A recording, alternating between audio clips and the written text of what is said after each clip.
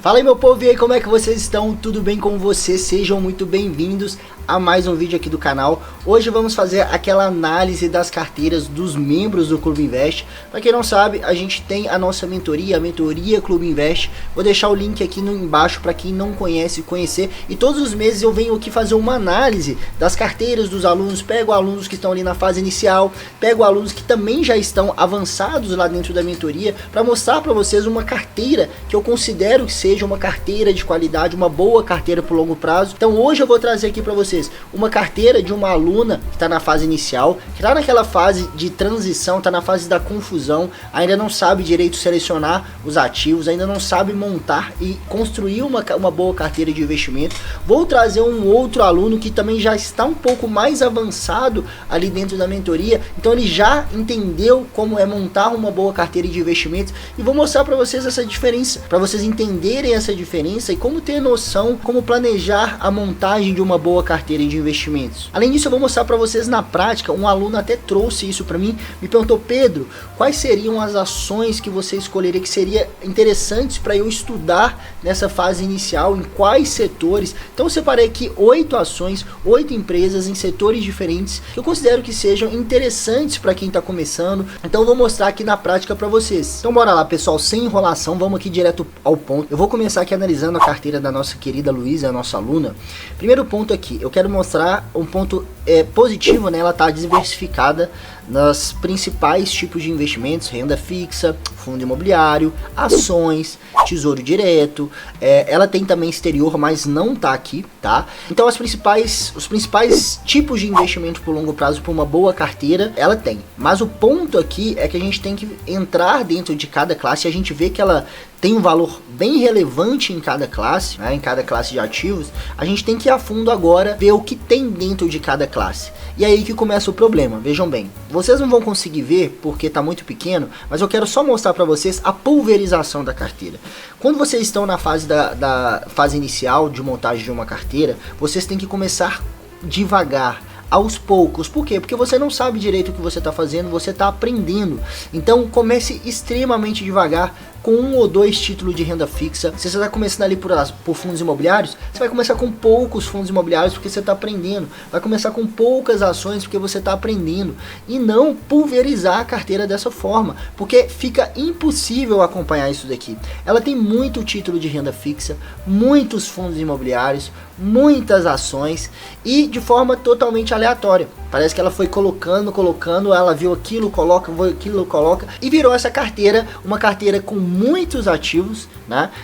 E fica muito difícil controlar, fica muito difícil você acompanhar e saber direito o que está fazendo. Então, pessoal, aqui já fica a primeira dica para vocês que estão começando do zero, começando ali, começa devagar. Renda fixa, um título de renda fixa ali para curto prazo, ou talvez um de médio e longo prazo também, para começar devagar. Fundos imobiliários, você vai começar ali com 1, 2 no máximo em cada setor, entre os principais setores, igual eu ensino lá nas aulas. Segue o que eu ensino lá nas aulas, que não tem erro. Depois você vai passar para ações, você vai começar ali com 1, 2 ações nos principais setores perenes, porque você está aprendendo a analisar ainda e sempre mantendo um equilíbrio, tá? Mas vamos falar aqui por partes. Vamos começar aqui primeiro por renda fixa.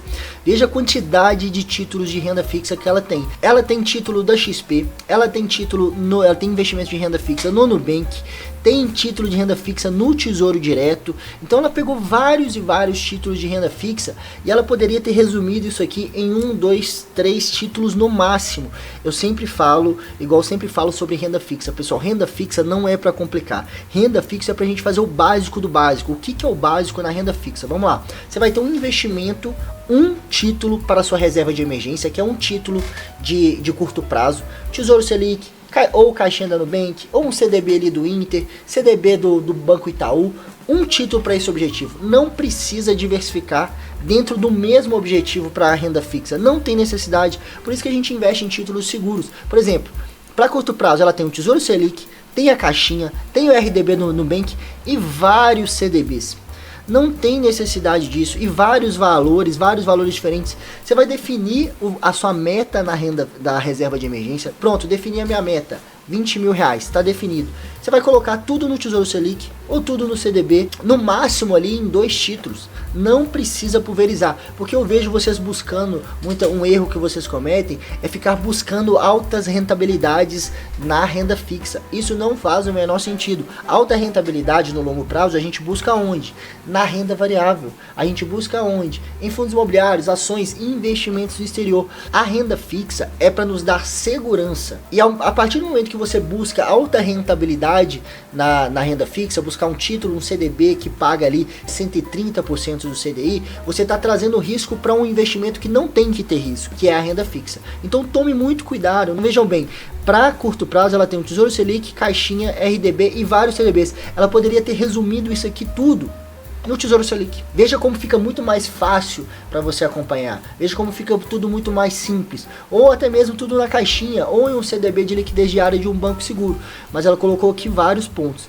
Para médio prazo, então, nem se fala. Ela tem LCI, LCA, debênture, fundo de renda fixa, CRI, CRA, Tesouro IPCA 35, 45 e vários outros CDBs. Ela poderia ter resumido tudo isso aqui, que seria para médio e longo prazo, em um Tesouro IPCA 29, que seria para médio prazo, e um Tesouro IPCA 2035, 45.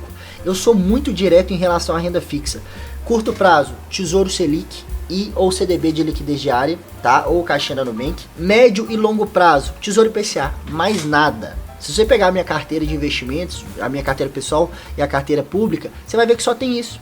Para renda fixa, o básico funciona, o básico do básico do básico. A gente não tem que complicar na renda fixa. A prioridade da renda fixa é o que? Segurança. Quanto mais seguro, melhor. E o título de renda fixa mais seguro que existe é o que? São os títulos do Tesouro. E se for para curto prazo, uma reserva de emergência, além de ter, a gente tem que buscar segurança, qual que é a outra característica principal? Liquidez diária, né? Então, para uma reserva de emergência, a gente tem que buscar liquidez diária. Então, por isso que eu não invisto em LCI, não invisto em LCA, não invisto em debênture, não invisto em CRI, não invisto em CRA. Por quê? Todos esses tipos de investimentos de renda fixa, você vai ter uma rentabilidade maior, com certeza vai prometer ali uma rentabilidade maior, mas com um risco muito maior. Você está assumindo um risco muito maior ali também. Uma debênture, por exemplo, você está assumindo um risco muito maior, porque a debênture, você está o quê? Emprestando dinheiro para uma empresa, né? No Tesouro a gente empresta dinheiro para o governo, no CDB a gente empresta dinheiro pro banco. Então tem o FGC ali, o governo é a máxima segurança, né? Quem imprime o dinheiro, por isso ele é o título mais seguro que existe. Agora na debênture você está emprestando dinheiro para uma empresa, não tem garantia do FGC. Então tem que tomar muito cuidado em relação a isso. Lógico que vai prometer uma rentabilidade maior, mas não vejo muito sentido. Fundo de renda fixa, eu tô vendo aqui que você tem um fundo de renda fixa, eu acho que é da XP, se eu não me engano, não faz sentido também. Por quê? Porque renda fixa, como eu acabei de falar, é o investimento mais simples que existe. A gente não tem que complicar. E quando você compra um fundo de investimento de renda fixa, você está fazendo o quê? Você está pagando alguém, um fundo de investimento ou um banco, para investir no investimento mais simples, mais fácil que existe, que você pode fazer. Você vai pegar ali um fundo de renda fixa, ele vai estar investindo no Tesouro, vai estar investindo em CDB, sendo que você mesmo pode fazer isso. Então não faz sentido o fundo de renda fixa, beleza? Dito isso, né, Pedro, então o que ela deve fazer com tudo isso daqui? Então, como eu disse para vocês, renda fixa a gente tem que facilitar ao máximo. Então o primeiro passo aqui que eu resolveria seria em relação aos investimentos que possuem liquidez, ou seja, que ela pode sacar antes do vencimento sem problema nenhum. Então, por exemplo, Caixinha, Tesouro Selic, alguns CDBs aqui ela tem liquidez, ela pode sacar a qualquer momento. Então os investimentos de curto prazo, ela pode reunir tudo no mesmo lugar. Não vejo sentido pulverizar dessa forma, né? Então, os investimentos que possuem liquidez, você pode resgatar, eu já resgataria nesse primeiro momento e concentraria tudo no mesmo lugar, ou na Caixinha, ou no Tesouro Selic, enfim. Concentra, diminui ali a quantidade de investimentos, de ativos que você tem, que você vai ter que acompanhar. Agora, o restante, por exemplo, tem vários aqui, LCI, LCA, debênture, que provavelmente a liquidez talvez seja no vencimento. Aí não tem o que fazer. Aí você vai ter que aguardar o vencimento. E quando vencer, beleza, aí você resgata e dá um destino melhor para esses ativos. Agora, o que der para você já tirar, já resgatar e concentrar, porque é o mesmo objetivo, tudo é curto prazo, concentre no mesmo lugar. Agora, um Tesouro IPCA 2035, um Tesouro IPCA 2045, que são investimentos de longo prazo, você pode até resgatar, mas não é o ideal, né? E eu vejo que faz sentido sim ter numa carteira de longo prazo, não tem problema ter, eu acho até interessante, né? Desde que você leve até o vencimento, né? Pode ficar também, porque são investimentos de médio e longo prazo. Então pode ter um Tesouro IPCA 2035, 2045 e também ir fazendo aportes constantes nesse tipo de investimento também. Então por isso que você tem que facilitar isso daqui, tem que resumir, tem que enxugar essa carteira de renda fixa para você não gastar muita energia com renda fixa. A gente gasta energia analisando ações, analisando fundos imobiliários, analisando investimento exterior. Renda fixa tem que ser o mais simples possível. Partindo então agora para a carteira de fundos imobiliários da Luísa, para a gente não alongar muito na carteira dela, né? Ela pulverizou a carteira também.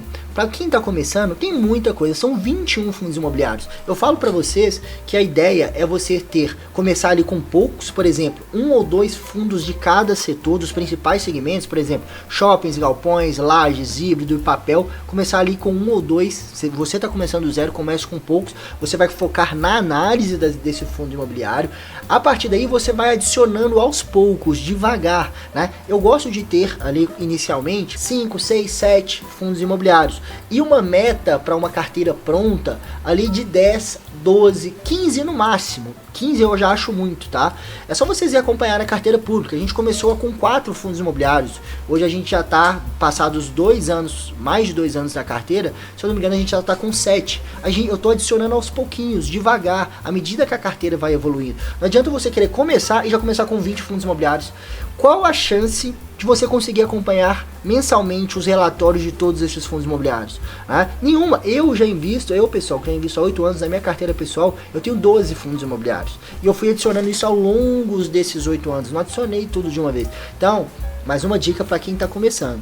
Comece com poucos e fazendo uma boa análise, fazendo uma análise que você saiba o que está fazendo. Dito isso, partindo especificamente para os fundos imobiliários, o que eu sempre falo, você deve focar primeiramente nos principais setores, que são shoppings, galpões, lajes corporativas, híbridos, papel, né?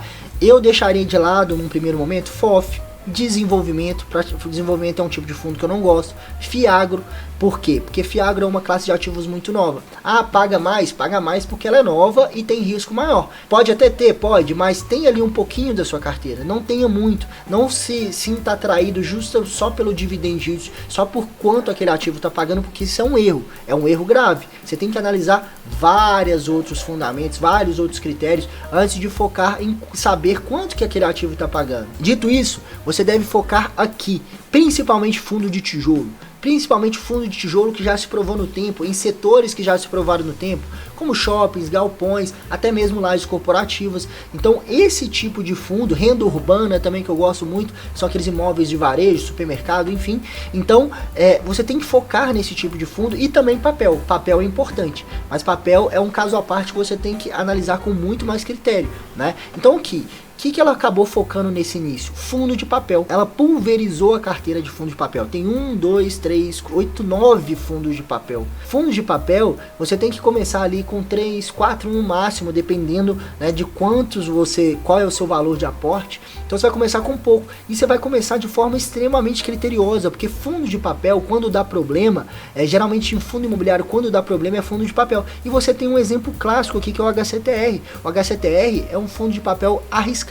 Assim como esse FLCR11, são fundos bem arriscados. Ele investe em CRIs, em recebíveis imobiliários extremamente arriscados. E isso dá problema, costuma dar problema no longo prazo. Você tem que focar em fundos de qualidade, que são os fundos high grade, não os fundos high yield. Os fundos high grade, alguns exemplos: HGCR11 que você tem, o próprio KNCR11, KNSC, RSR11. Então aqui já fica um disclaimer, né, que os fundos que eu marquei de vermelho são fundos que não passam ali nos nossos critérios de seleção. São fundos arriscados. Eu gostaria que você voltasse lá no módulo de fundos imobiliários e faça a reavaliação de fundo por fundo aqui e veja o que faz sentido ou não. Por exemplo, o TEGAR, fundo de desenvolvimento, a gente não investe. Fiagro, eu não invisto. Mas Fiagro, eu deixo como um ponto de atenção, não vejo problema ter, desde que você tenha ocupe pouco espaço ali da sua carteira. Agora, por exemplo, o principal setor, né, que talvez que seja de fundos imobiliários, você tem um fundo, que é o XPML, fundo de shopping, Já galpões, que eu também gosto muito, você já pulverizou também, você já colocou BTLG, HGLG, LVBI, XPLG, é muita coisa, né? Então você tem que focar, né, em todos esses aqui eu gosto, tá? Mas não faz sentido você já ter 4, 5 do mesmo setor, porque dificilmente você vai estar acompanhando isso aqui de perto, entendeu? Então o que eu aconselharia aqui você a fazer, Luísa? Você vai primeiro, não adianta nada você sair vendendo sem saber o que está fazendo, porque você comprou sem saber o que está fazendo. Então não adianta você sair vendendo sem saber o que está fazendo. Você tem que focar o quê? Nos critérios, nos 10 critérios de seleção que eu ensino lá nas aulas. E faça a reavaliação de fundo por fundo. Feito isso, você vai decidir o que deve sair e o que deve ficar, buscando ter um equilíbrio, porque não, por exemplo, não faz sentido você ter 4 fundos de galpão e 1 de shopping, 2 de lajes, ok. Um híbrido, tem tanta opção de fundo híbrido aí na bolsa, KNRI, HGRU, vários outros, GARI 11. Então tem tanto fundo híbrido para você mesclar e diversificar aqui, híbrido de tijolo. Papel, né, eu ficaria aqui com uns 3 no máximo, 3, 4 no máximo. Justamente para você ter uma capacidade maior de equilíbrio, uma capacidade maior de acompanhamento desses fundos. Só para você, só a título de curiosidade, eu abri aqui para a gente fazer uma análise rápida do FLCR11, que é um fundo de recebíveis imobiliários, né? Você vê aqui, nossa, ele paga bem, dividend yield de quase 14% nos últimos 12 meses, mas vai olhar as características, vai olhar os fundamentos. Só para começar aqui, patrimônio líquido 60 milhões, o que isso significa? Ah, Pedro, 60 milhões é pouco, não é não? É muito pouco, é muito baixo. Isso quer dizer que ele possui poucos CRIs na carteira, possui poucos recebíveis imobiliários e isso é extremamente arriscado. Lá dentro da mentoria eu ensino que vocês devem investir em fundos imobiliários com patrimônio líquido de no mínimo 1 bilhão de reais. Ele tem um patrimônio líquido de 60 milhões, muito baixo. Eu abri aqui o relatório para vocês verem. Vejam aqui o grande problema, vejam a quantidade de CRIs que ele tem na carteira. Aqui embaixo vocês conseguem ver essa quantidade de CRIs, vejam. Cerca de 10 a 15 CRIs na carteira é muito pouco. Se 2, 3 desses CRIs aqui dão problema, né, o que vai acontecer? Os rendimentos do fundo vão cair drasticamente. Então por isso que isso daqui é muito enganoso. Não se engane por dividend yield. Foi exatamente isso que aconteceu com o HCTR11. Então foca em fundos imobiliários com patrimônio líquido alto, porque um patrimônio líquido de 1 bilhão, 5 bilhões, como é o KNCR11, o que isso quer dizer? Quer dizer que ele tem muitos ativos, ele tem muitos CRIs diversificados, que se um ou dois der problema, não vai fazer diferença nenhuma. Então, a Luísa deve focar aqui em reavaliar fundo por fundo. Assim como na carteira de renda fixa, ela tem que dar uma enxugada aqui também. Eu ficaria aqui com no máximo 15 fundos imobiliários, né, para ela ter essa capacidade de acompanhar. Porque senão não consegue ter essa capacidade. E outro ponto importante, aqui ela tem os valores investidos. Vejam que em alguns fundos ela tem 2.000, outros 100, outro 3.000, outros 700. Então não existe um equilíbrio entre os fundos. A partir do momento que você assume que você quer ter ali 10 fundos imobiliários, né, eu particularmente invisto em fundos, sempre fundos bem sólidos, fundos seguros. Então eu busco ter um equilíbrio de patrimônio investido entre esses fundos que eu tenho na carteira. Então não faz sentido você ter 100 reais em um, 500 no outro, 5 mil no outro, 10 mil no outro. Olha isso, olha o desequilíbrio da carteira. Então você tem que buscar, a partir do momento que você define todos que você quer ter, você vai ter um equilíbrio entre esses fundos dentro da própria classe de ativos. Dito isso, partindo aqui para as ações. A ações ela tem uma quantidade menor, uma quantidade ok, né? 13 ações ali para começar tá bom, tá? Nessa fase inicial, tá? E eu sempre falo que vocês têm que buscar inicialmente ter a maior parte das suas ações aqui, nos principais setores de energia, nos principais setores perenes, energia, saneamento, seguro e banco. Né? A gente pode incluir aqui um telecom, saúde, bens industriais também tem ótimas opções, mas os setores cíclicos, a gente tem várias empresas famosas dentro desses setores, como a Vale, Petrobras, né? São empresas gigantescas que já se provaram no tempo, mas são setores cíclicos. Setores de perenes já são mais fáceis da gente analisar. Então não vejo como errado ter esse tipo de empresa, igual você tem Petrobras e Vale, não tem problema, tá? São as duas maiores empresas do Brasil, diga-se de passagem, as duas maiores empresas com maior peso no Ibovespa. participa, mas eu focaria ter maior parte, né, inicialmente da carteira nos setores experientes, né? E você tem aqui boas empresas, né? Taesa, Transmissão Paulista, Saneamento, Copasa, Sanepar, Seguro, BB Seguridade, Banco do Brasil e Itaú. Ótimo, gostei disso, gostei dessa diversificação aqui. Eu só incluiria aqui mais uma empresa de seguro e fechou. Tá ótimo aqui em relação a isso. Um erro tá cometendo aqui é ter dois tipos de ações da mesma empresa. Por exemplo, TAE 11 e TAE 3. Não faz sentido. Ou você tem a Unity ou você tem a ordinária. Mesma coisa de Copasa. Você tem CSMG3 e CSMG4. Ou é uma ou é outra. Não faz sentido você ter dois tipos de ações da mesma empresa. Tá? Defina ali, eu quero ter a Unity de Taesa, que possui uma liquidez maior. Então beleza, vai ter só a Unity. Eu quero ter a ordinária da Copasa. Tenha só a ordinária. Não faz sentido ter os dois tipos de ações, entendeu? Mas em relação aqui, tá legal. Aqui eu gostei. E você tem também a VEG, que é uma empresa que eu gosto bastante. O ponto errado, total, que vai totalmente contra o que eu ensino ali nas aulas, é Magalu. É uma empresa de setor ruim, empresa que dá prejuízo. Então, não passa nos nossos critérios de seleção. Tá longe de passar, diga-se de passagem. Então, mesma coisa que eu te orientei aqui para fundos imobiliários. Eu quero que você aplique o que eu ensino nas aulas, avalie, pegue ali os 10, 12 critérios que eu ensino pra gente selecionar uma ação e vá batendo aqui uma por uma, comparando, entendendo o que se faz ou não sentido ter na carteira. E você vai ver que Magalu não faz sentido, entendeu? É isso que eu quero que você faça. Mas ter prioridade inicialmente a diversificar aqui nos principais setores experientes, tá? Principalmente você que está começando. Agora, em relação à quantidade, tá ok. Não vejo sentido você começar ali a adicionar mais, não. Por enquanto não, isso você vai fazer com calma. Outro ponto importante é a mesma coisa que eu falei para fundos imobiliários, é o valor aplicado. Você vê aqui que em uma ação você tem R$100, outra você tem 1.000, outra 3.000, outra 4.000, outra 500. Então olha esse desbalanceamento entre as ações.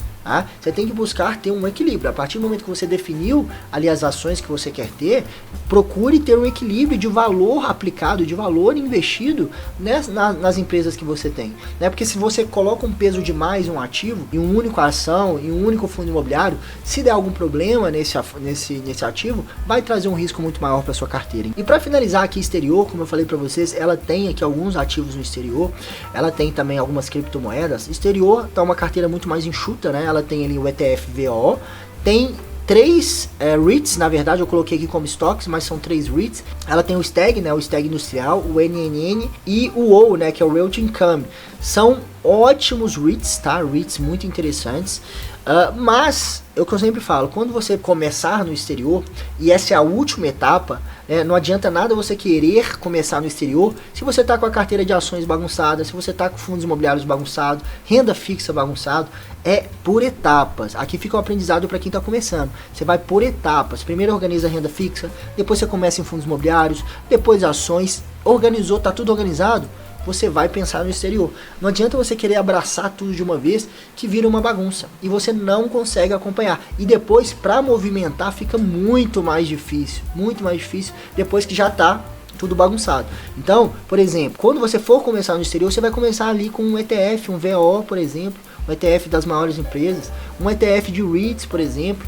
Não queira escolher os ativos especificamente, tanto estoques quanto REITs, porque não vejo que faz sentido para você que está começando. Foca em ETF, que é muito mais fácil da gente analisar, muito mais simples de investir. Você não precisa ficar fazendo uma análise muito específica dos ativos. Mas agora que você já começou, deixa assim do jeito que tá. O seu foco inicialmente nem tem que ser exterior. Eu nem pensaria nisso aqui nesse primeiro momento.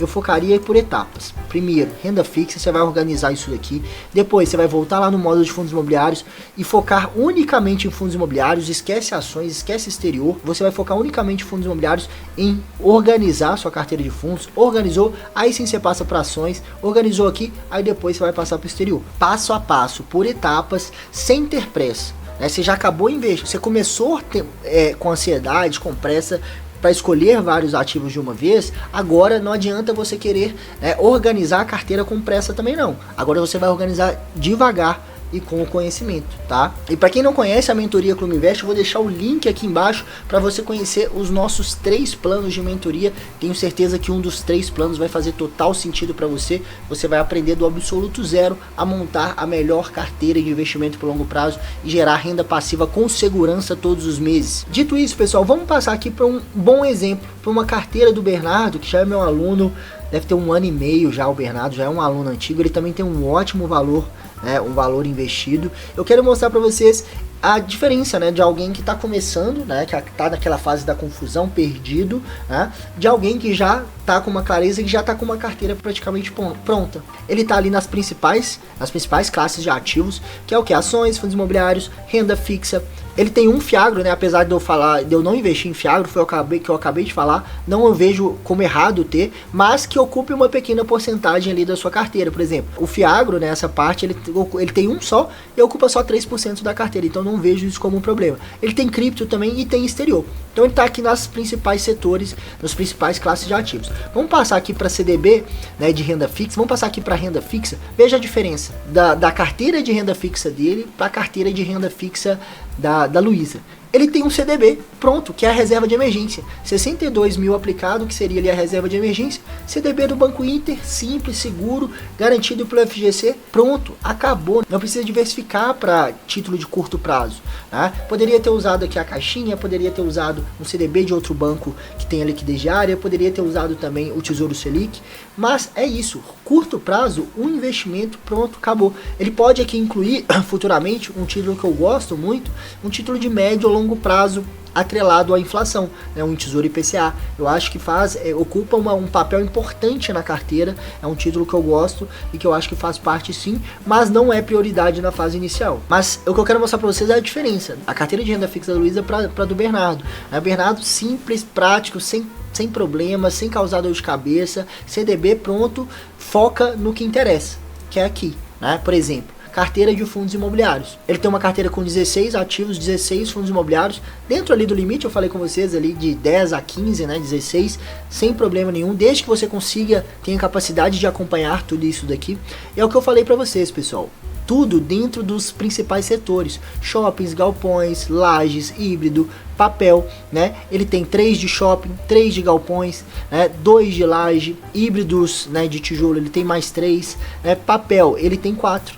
Simples, e tem o fiagro também, né? Simples, bem organizado. Olha aqui as porcentagens que eu falei para vocês, o equilíbrio dentro de cada fundo imobiliário, tá tudo muito próximo. Para você ter ideia, a maior posição dele é aqui, esse aqui, ó, é o TRXF11, 8%, né? E a menor tá 4%.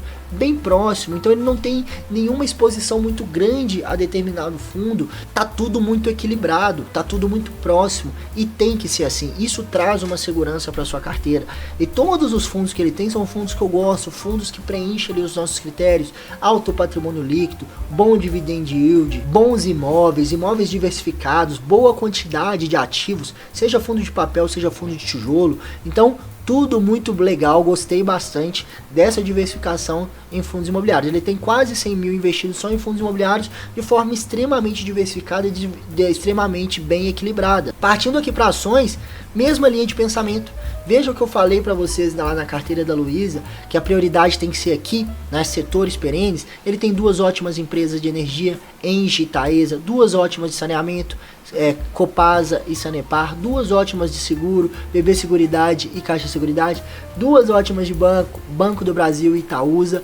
Ele tem aqui 2 empresas que eu gosto muito em setores que eu acho importantes também, por exemplo, Telecom, Vivo, né, Saúde, Fleury, uma empresa de crescimento que eu gosto bastante. Bens industriais, ele tem 2 ótimas empresas que eu gosto bastante também, que eu acho boas empresas por longo prazo, que é a Lev3 e a VEG, né, VEG nem se fala. Então, ele concentrou aqui, ó, no básico, o básico que funciona, que eu sempre falo com vocês, né? Ele não tem nenhuma empresa aqui nos setores cíclicos, mas igual eu falei com vocês, não vejo como errado ter, né? Mas eu só prefiro dar prioridade aqui em cima, né? Energia, saneamento, seguro, banco, telecom, saúde, bens industriais. É por isso que eu faço essa separação aqui. E vejo o equilíbrio também. Ele não tem nenhuma muito acima. A maior posição dele é a VEG, né, que está 12%, possivelmente está aqui quase 11,6%, porque VEG subiu demais nos últimos meses, e aí deu essa desbalanceada. Provavelmente foi isso aqui que aconteceu com ele. Mas tirando ela, tá tudo equilibrado, tudo ali na casa de 7, 8%. Veja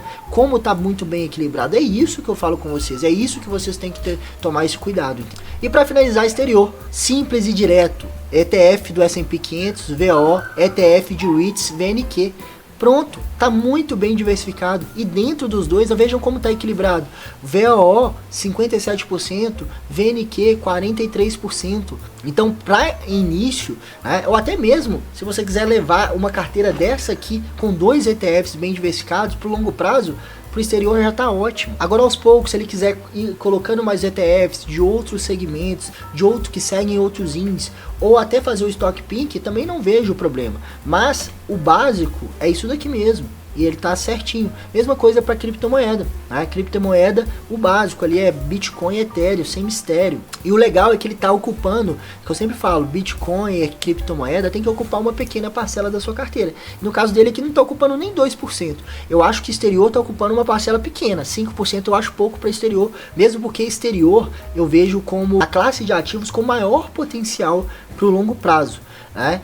Onde estão as melhores ações, os melhores fundos imobiliários, né, os REITs. Então eu acho que pode ocupar uma parcela maior da carteira, né? Mas isso você vai fazendo aos poucos. Você pode ir aumentando essa porcentagem aos poucos. 5% eu acho pouco, mas para começar é isso mesmo. Se você estiver começando ali no exterior, é isso mesmo, começar a se expor. E aos poucos você vai aumentando essa porcentagem para o exterior na sua carteira, né? Por exemplo, eu comecei devagarzinho quando eu comecei no exterior, foi em 2018 ou 2019. Comecei assim, 5%, fui aumentando 10%. Hoje o exterior ocupa cerca de 35% da minha carteira, né? E minha meta é chegar ali a 40%, eu acho que tá legal. Então, vai aos pouquinhos dentro do que você acha que seja o melhor para você naquele momento. Dito isso, pessoal, eu fiquei de mostrar para vocês, eu falei com vocês que eu ia trazer as 8 empresas que eu considero as melhores para você estar começando, mas aqui já fica a primeira orientação. Não é uma recomendação, não é para você chegar lá e copiar isso aqui que eu vou mostrar para vocês. Pelo amor de Deus, eu falo sempre a importância de você ter critérios bem sólidos para você analisar. Lá dentro das aulas tem lá os 10, 12 critérios para você bater e verificar e comprovar que de fato são boas empresas por longo prazo, né? Então é isso que eu quero fazer para você, é isso que eu quero que vocês façam. Jamais copie, jamais siga de forma cega, né? Esse é um dos maiores erros que eu cometi lá atrás e eu vejo que a maioria comete no início também. Então eu vou passar aqui essas 8 empresas para você analisar, para você estudar, né? Igual eu sempre ensino. E elas estão dentro desses principais setores, né? Seriam 2 de energia, 2 de saneamento, 2 de seguro e 2 bancos. E como eu falei para vocês, inicialmente eu não focaria, não teria empresas dos setores mais cíclicos, né? Eu particularmente não gosto muito, mas você entendendo como funcionam as empresas cíclicas, você entendendo que uma empresa cíclica ela pode passar um longo período com lucros baixos ou até mesmo com prejuízos, e longos períodos com lucros lá em cima pagando dividendos. Então existe esses ciclos, que são os ciclos da commodity.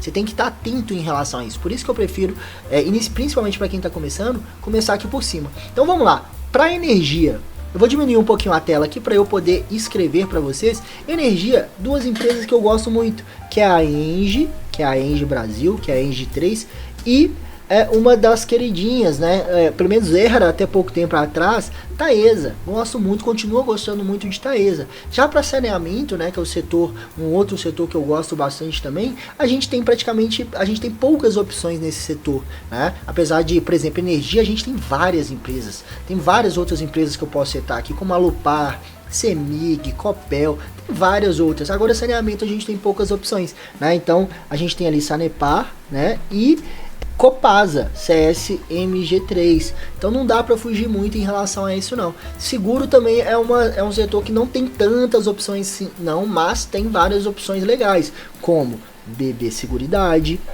e Caixa Seguridade, que seriam para mim as 2 melhores para começar. Tem uma baita de uma boa opção também, que a gente tem lá na nossa carteira pública, que é a Porto Seguro, que inclusive tá subindo bastante também. A Caixa Seguridade a gente tem também na nossa carteira pública, mas eu acho que para começar, eu acho que seriam as duas mais antigas, que estão diretamente atrelados a grandes instituições financeiras, BB Seguridade, o que está por trás da BB Seguridade é o Banco do Brasil, o que está por trás da Caixa Seguridade é a Caixa, então eu acho que isso traz uma segurança maior. E para banco, um setor que tem boas opções também, eu acho, na minha opinião, as 2 melhores, Banco do Brasil, e Itaú, Itube 3. Você poderia se expor ao Itaú também através da Itaúsa, vou colocar até aqui, ó. ITSA 4, né? Eu não vejo muito sentido você ter as duas, tá? YouTube 3, ITSA 4, ou é uma ou é outra, porque das duas formas, no final do dia você está investindo no Itaú. Então são essas são as 8 empresas que eu acho que vocês têm que analisar, que eu análise, se eu estivesse começando hoje, que eu daria um foco na análise. São empresas que eu gosto bastante, invisto em todas, seja na minha carteira pessoal ou na minha carteira pública. Eu vou até colocar um bônus aqui da empresa que é o meu xodó, né? Que eu tô sempre falando, que é VEG3. VEG3. Eu acho que vale o estudo também. Eu coloquei aqui ela como uma empresa de bens industriais. Não está diretamente como um setor experientes, não é uma empresa pagadora de dividendos. A gente coloca aqui, todas essas aqui são empresas, por estarem em setores de utilidade pública, empresas com lucros recorrentes, elas pagam bons dividendos, a grande maioria aqui. Agora a VEG3 não, VEG já está numa linha de empresa de crescimento. Apesar de ser hoje uma das maiores empresas do Brasil, ela ainda está nessa fase de crescimento, é por isso que o lucro dela está sempre aumentando trimestre a trimestre. Beleza, pessoal? Espero que vocês tenham gostado desse vídeo de análise da carteira. Se você ainda não é nosso aluno, clica aqui no link, me chama lá no WhatsApp que eu vou ter o maior prazer em conversar com você sobre a mentoria. Espero que vocês tenham gostado e até o próximo vídeo, no próximo mês que eu volto aqui para trazer mais análise para vocês. Valeu!